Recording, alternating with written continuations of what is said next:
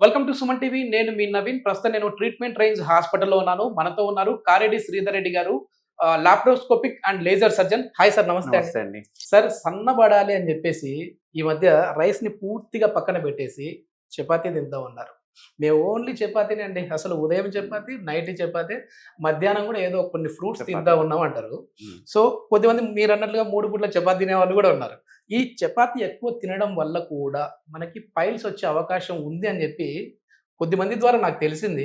అది వాస్తవమా కాదా అని చెప్పి మిమ్మల్ని అడిగితేనే కరెక్ట్ అని చెప్పేసి మీ దగ్గరికొచ్చా. యూజువల్‌గా మనం తినే ఫుడ్ ఏదైతే ఉందో అందులో ఖచ్చితంగా 3 కంటెంట్స్ ఉండాలి. ఓకే. ఒకటి ఫైబర్ ఒకటి, రెండోది కార్బోహైడ్రేట్స్ ఒకటి, మూడోది ప్రోటీన్ ఒకటి. సో ఈ సన్నబడే వాళ్ళు ఏమనుకుంటారు అంటే మేము తినే ఫుడ్ అంతా రైస్ అంతా బంద్ చేసి చపాతీ మీద తింటే మేము వెయిట్ తక్కువైపోతామని, ఇమ్మీడియట్‌గా తగ్గిపోతామని అపోహ చాలా మందికి ఉంది. బట్ రైస్‌లో ఉన్నంత ఫైబర్ ఇంకెందులో ఉండదు. రైస్ మంచి రిచ్ ఫైబర్ డైట్ అన్నట్టు. ఓకే. ఈ చపాతీ ఏదైతే మామూలుగా బయట తింటారో ఈ చపాతీ, ఈ బయట చపాతీ తినే దానిలో ఎక్కువ మైదా మిక్స్. ప్యూర్ గోధుమలతో చేసిన చపాతీ అయితే ప్రాబ్లమ్ ఉండదు. ఓకే. కానీ బయట దొరికే మార్కెట్‌లో దొరికే ప్రతి దానిలో ఎంతో అంత పర్సెంటేజ్ ఆఫ్ మైదా ఉంటుంది. Yes. సో ఈ మైదా అనేది మళ్ళీ కాన్‌స్టిపేషన్. సో మైదా ఎక్కువ తీసుకోవడం వల్ల ఇప్పుడు బయట పూరి తింటుంటారు. ఆ పూరి 100% మైదాతో చేసింది. ఎందుకంటే Yes. మీకు మంచిగా చినగాలి, Soft గా సాఫ్ట్‌గా రావాలి, ఉండాలి, పొంగాలి. మంచిగా పొంగాలి. ఇవన్నీ చూస్తే ఏంటంటే మైదాకే ఉంటాయి లక్షణాలు. Yes. గోధుమలకు ఉండవు లక్షణాలు. Mm. సో దీనివల్ల ఏమవుతుందంటే మైదా ఎక్కువ తీసుకోవడం వల్ల వాళ్ళకి ఫైబర్ అందక ఆ మైదాతోటి కాన్‌స్టిపేషన్‌కి గురి చేస్తాం. Constipation Okay. చేయడం వల్ల వాళ్ళు మళ్ళీ హార్డ్ స్టూల్ పాస్ కావడం ఇట్లాంటివన్నీ చూస్తూ ఉంటాం అన్నట్టు. ఓకే. కాబట్టి రైస్ ఒక కప్పు రైస్ అన్న 100% తీసుకోవాలి. మనం గోధుమల్ని మనం స్వతహాగా ఆరబెట్టుకొని, ఆడించుకొని దాంతో తయారు చేసుకున్న పుల్కాస్ అంటాం కదా, జస్ట్ నిప్పుల మీద కాల్చినవి అట్లాంటివి Okay. తీసుకోవడం వల్ల వెయిట్ గెయిన్ అనేది మనం మీరన్నట్లు గోధుమ పిండే కదా సార్, డైరెక్ట్ చపాతీలు చేసినవి వచ్చేసేస్తా ఉన్నాయి. అంటే ఎప్పుడో చేసినవి ఇంకా ఇంటికి తీసుకెళ్ళేసేసి డైరెక్ట్‌గా Direct చపాతీ చేసుకుంటాం. చేసుకోవచ్చు. అందులో అంతా మైదా మిక్స్. యూజువల్‌గా ఇట్లాంటి వాళ్ళకి ఏంటంటే పైల్స్ వచ్చే అవకాశాలు అంటే వీళ్ళు మెయిన్‌గా నా దగ్గరకు వచ్చే పేషెంట్‌లో నేను బాగా గమనించింది ఏంటంటే, సార్ నేను డైటింగ్‌లో ఉన్నాను, వెయిట్ లాస్‌లో ఉన్నాను, నేను మస్తు డైట్ చేస్తున్నాను, నేను చాలా తక్కువ ఫుడ్ తీసుకుంటున్నాను. బట్ ఎందుకో కాన్‌స్టిపేషన్ వచ్చింది సార్, ఎందుకో మలంలో రక్తం వచ్చింది సార్, మాకు అర్థం కావట్లేదు అని అంటుంటారు. సో వీళ్ళు ఏంటంటే సొంతగా ఆలోచించి మేము తీసుకునే డైట్ ఆ యాప్ ఈ యాప్ చూసుకొని సరైన అవగాహన లేకుండా, సరైన డైటీషియన్ పెట్టుకోకుండా, Yes. కన్సల్ట్ చేయకుండా ఓన్ ట్రీట్మెంట్ తీసుకుంటుంటారు. ఈ మధ్యన చాలా మంది కీటో డైట్ అని చాలా వచ్చినాయి, మీకు చూసిండొచ్చు. సో 18 అవర్స్ ఫాస్టింగ్ అని చెప్పేసి ఇట్లా డైట్స్ Intermediate దీనివల్ల fasting. ఇంటర్మీడియట్ ఫాస్టింగ్ ఇట్లా దానిలో ఏమవుతుందంటే వాళ్ళు ఫైబర్ కంటెంట్ పక్కకు పెట్టేస్తారు, Yes. తీసుకోరు సరిగా. దీనివల్ల పైల్స్ రావడం డెవలప్ అవుతుంది. ఈ పైల్స్ వచ్చినాయి అంటే ఆ తిండి ఏమో ఫస్ట్ డైట్ ఏమో కానీ ఫస్ట్ ఈ పైల్స్ని ట్రీట్ చేసుకునే ఉద్దేశం అన్నట్టు. సో ఒక్కసారి కనుక మనకు పైల్స్ వచ్చినాయి అంటే ఇది లైఫ్ లాంగ్ బాధ పెడుతూ ఉంటుంది అండ్ రక్తం పోతూనే ఉంటుంది.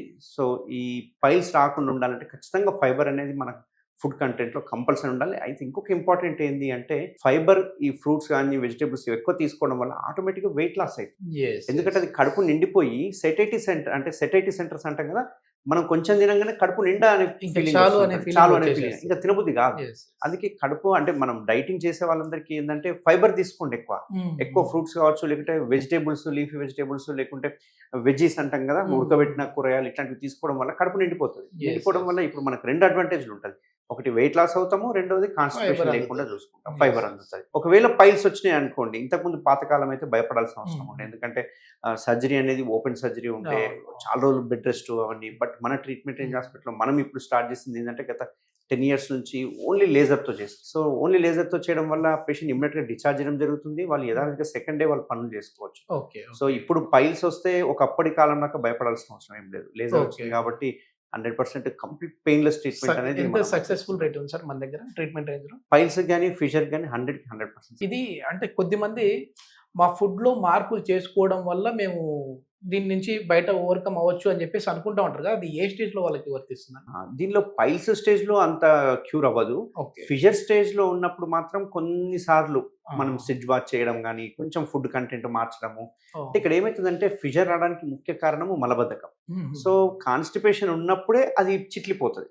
ఆ చిట్లిపోయినప్పుడు రక్తం అంతా పడుతుంది. అదే కాన్స్టిపేషన్ లేకుండా ఫ్రీ మోషన్ పోయారనుకోండి ఆ ప్రాబ్లం రాదు. బట్ అట్లా ఎన్ని రోజులు మెయింటైన్ చేస్తాం అనేది చాలా ఛాలెంజింగ్ పాయింట్. అంటే బరువు ఎక్కువ ఉన్న వాళ్ళలో కూడా ఈ పైల్స్ వచ్చే అవకాశం ఉంది అని చెప్పేసి విన్నాను సార్, ఎంతవరకు కరెక్ట్ సార్? బరువు ఎక్కువ ఉన్న వాళ్ళకి కొన్నిసార్లు అంటే ఒబేసిటీ కూడా one of the reason for constipation అన్నట్టు. కాబట్టి ఒబేసిటీ ఉన్న వాళ్ళకి కూడా 100% కాన్స్టిపేషన్ ఉండే అవకాశాలు ఉంటాయి. అయితే మొత్తానికి ఇదంతా ఇంటర్లింక్. Yes. ముందు మనం అయితే బరువు తగ్గాలి. ఆ బరువు తగ్గడం కోసం మళ్ళీ చపాతీలు మాత్రం ఎక్కువ తినకండి.